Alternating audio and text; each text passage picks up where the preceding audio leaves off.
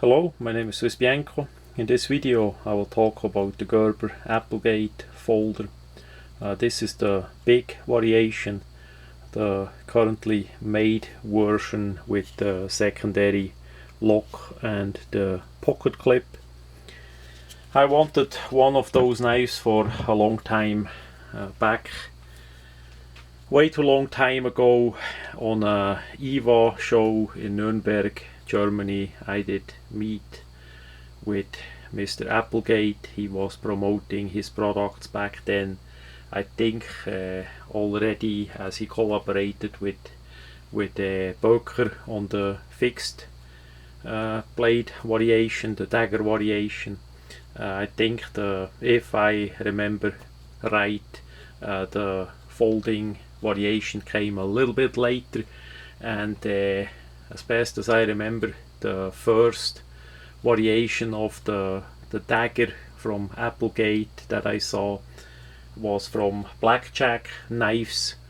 That was in the bad old days. I had no way to be able to get those knives cheap or affordable back then, as I was stuck in Switzerland. So now in USA the Apple did completely turn around and change pretty much everything.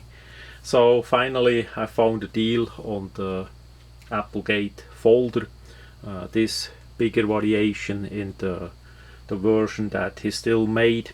The earlier variants that were made didn't have that secondary safety. It's basically a lever that goes below the liner lock, so you can slide it from the unlock to the locked position. And also, as best as I remember, the pocket clip was not on the first variation. They just did wanna carry the knife in this nice nylon sheet. That was the way how to carry it. Velcro on it. The sheet still comes with it. This knife also is used, so there is no box and anything else that I can show. It just came in the way how we see it here. On this special variation here, the screws had no Loctite in it either, so make sure that you check that. That is important also with the pocket clip, so that the thing not gonna fall apart on you. With items like this compared to the fixed blade variation that Böker knife or the blackjack company later, I mean earlier on, did make a folding variation, of course, is more fragile than a fixed blade, so make sure that you check that out. The knife itself is relatively big. For me that works with my hand, with my big hand. For other people that maybe is too big of a knife. They also make a covered version that is a little bit smaller, also then a variation that is absolute compact, really small. I have that too. One day I need to make a video about that one, but the small variation is relative too small to be useful. So the covered variation is the next one that I try to get my hands on if I see a deal. The knife is made in USA. We have a 420 stainless steel blade on it, high carbon variation. We have two thumb studs for one hand opening. That works relatively well. The distance between the handle and the thumb stud is good enough, together with the height and the shape of the thumb stud, that you can open that knife one hand. We have the stop part here, and then as you open the knife you can simply push on that part here forward, so that the liner lock part gonna be supported with that lever below it there, so it's having a secondary lock.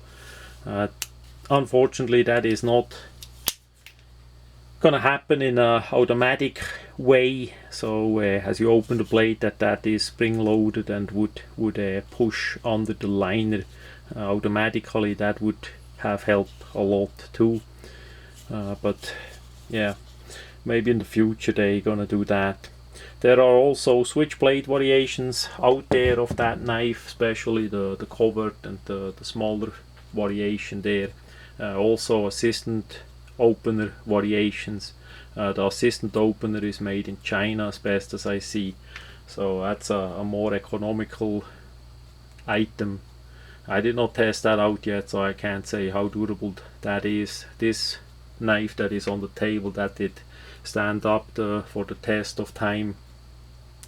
That is made now for way many years and in use, so that works pretty good. Would be nice if they make a variation in like S30V stainless steel with DLC black coating, even as the price quite likely would be really high because it's US made and all, but that would be a more optimum of a blade steel. It depends. It's a dagger style blade. The blade itself is flat grinded, so that is more of a combat knife and less of a utility knife. Of course you can use it to cut things too, but we see the bevel of the grinding that is rather short, so it's not that sharp of a knife what it could be if it would be full flat grind, but that is not the purpose. This needs to be like a dagger style blade with the serration, so you can cut some webbing. The top edge of course is not sharp, that would not work out. As we fold the blade in, that edge would be still exposed too much. That is all not sharp. By the dagger variation, there were a couple different variations made. Sometimes the top is not sharp either because of the legal reasons. On some areas dagger blades have a bit more problem than knife blades that are sharpened only on one side. In Switzerland, and I have to tell that story quick. In Switzerland we had in the 90s similar problem with daggers. Our great government in Switzerland did go crazy and wanna ban daggers, and daggers, the Swiss daggers, that's a heritage. That's why I like daggers a lot and collect them next to switchblades. They did want to ban that so that the people can't new buy those knives or carry it or use and all that. So that new law was in the making, and one company there, a really tiny small company, did just release pre-order that law version of a fixed blade that had a dagger style blade but no tip. The tip was basically off like this, and the flat tip was used or designed to be used as a screwdriver.